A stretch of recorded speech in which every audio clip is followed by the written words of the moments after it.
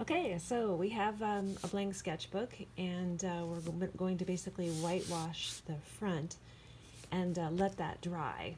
And then as it's drying, that's your time to find your favorite recipe, favorite dish. Maybe it's something that your grandmother used to make, or your mom or dad makes, or something you had in a restaurant. And you want to think about all the ingredients that are in that recipe. So here's a little example of one that I did a few years back. I decided to draw a mason jar and then have my favorite food just kind of flying around, maybe in the jar, out of the jar. I'm not sure what's going on here, but I did have a lot of fun with trying to think about some of the things that I like to eat, like coconut and carrots and lemons to go with my salmon. And then as you have time, you can add color, watercolor, pencil, and keep on going. Now, this piece here is not finished, and that's part of the beauty of having this on the beginning of your sketchbook. You can keep adding to it, and adding to it, and adding to it. No end to this project. All right, here we go. I have the sketchbook. It's a nice, thick cardboard. And then we have, I just got some basic paint, and what other paints.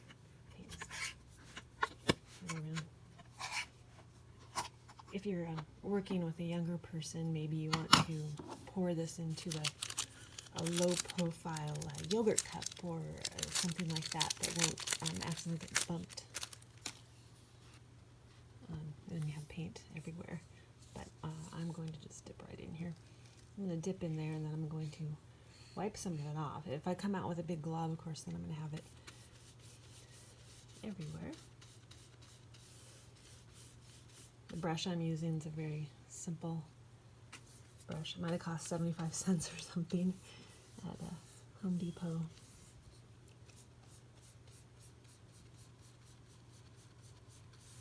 The person at Home Depot was the person at Home Depot was very helpful in helping me choose a paint. I just wanted a basic acrylic type paint.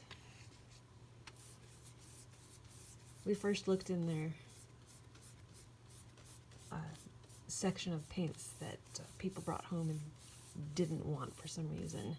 And I could have done that, and they had this wonderful kind of pinkish color and a nice blue, but I thought I better use white. I'm going to want to really showcase my favorite recipe. So I want a nice smooth coverage, and I'm going to go wash my brush now because I don't want that paint to stay in there. Put this back on nice and tight. I could take a hammer or something hard. I haven't spilled any paint around the rim yet, so it's pretty easy to put that back on. It feels good and secure. And we're going to let this dry, and I'll do another coat in probably a half hour. Okay, that didn't take long to dry at all. Gosh, maybe 20 minutes.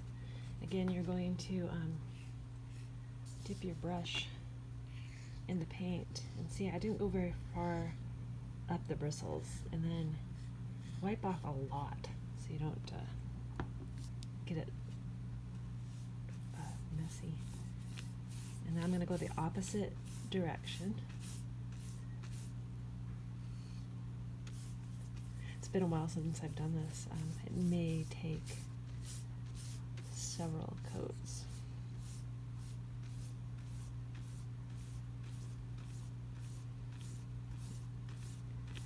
If I had put too much paint on the brush, it could have splattered when I hit the edge here, right there. I don't want it to splatter, so I'm going to back brush that just a little bit.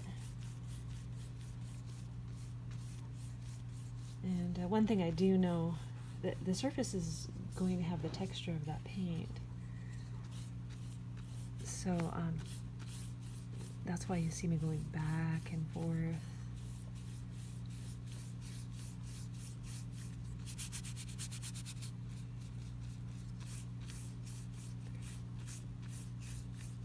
The sketchbook I'm painting on is sitting on top of my old sketchbook, which is fine, but it also will keep that paint from accidentally dripping or spilling or splattering onto my table,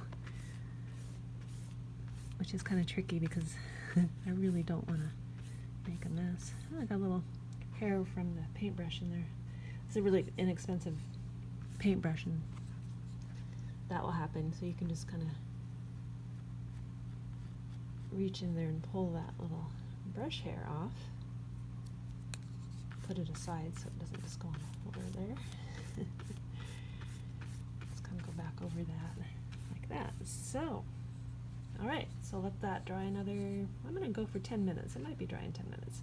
If you wanted to set it out in the sun, it would dry a bit more quickly, and you could put a hairdryer on a low setting too and just kind of just dry it like that. But I've got plenty to do, so I'll be back in 10 minutes. Okay, you're at the point where you need a piece of note paper and write out your recipe, and then next to each item, draw a little picture of what that might look like. For example, I have chicken in my recipe, so I drew a little chicken bone.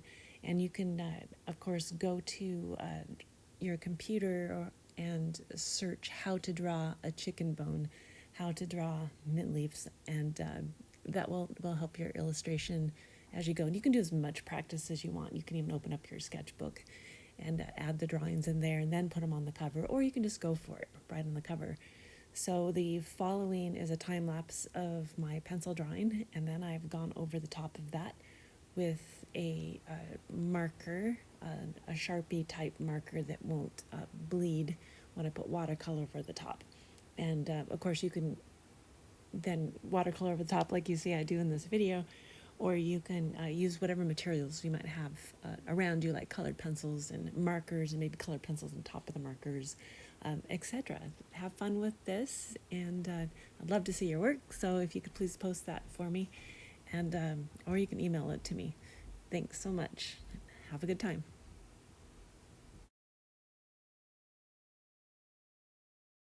Okay, I need to mention that the watercolor will kind of repel this paint that we put on top of our sketchbook because it's not a porous material, but I like that look. And the water, you can kind of see it kind of run around and run into each other. Kind of spotchy here and there, but remember you can go back over it with more just a marker or colored pencil to add more details. So that's what I chose to do with this. You could use acrylic paint, you could use gouache, or whatever you might have. And remember, with the watercolor paint, you can let it bleed into each other, or you could let it dry between stages and try to layer your colors. And you can put a lot of color down, a strong color, or you can use a lot of water to get a thinner color. That's probably pretty much what I did throughout. Then you want to start thinking about your background. And I decided I wanted to be able to see those lines look like steam coming out of the soup bowl.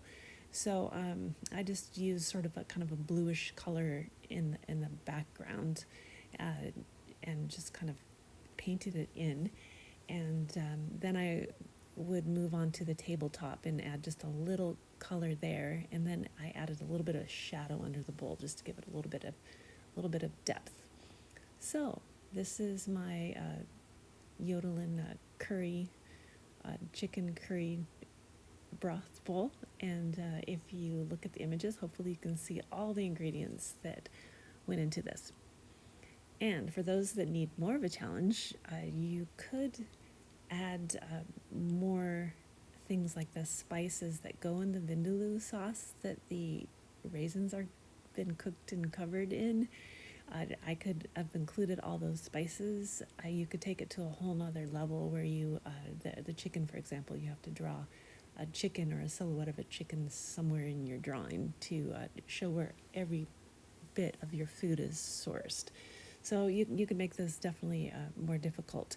There are a lot of resources online if you just look up how to draw carrots, how to draw a certain spice, etc. So again, have fun.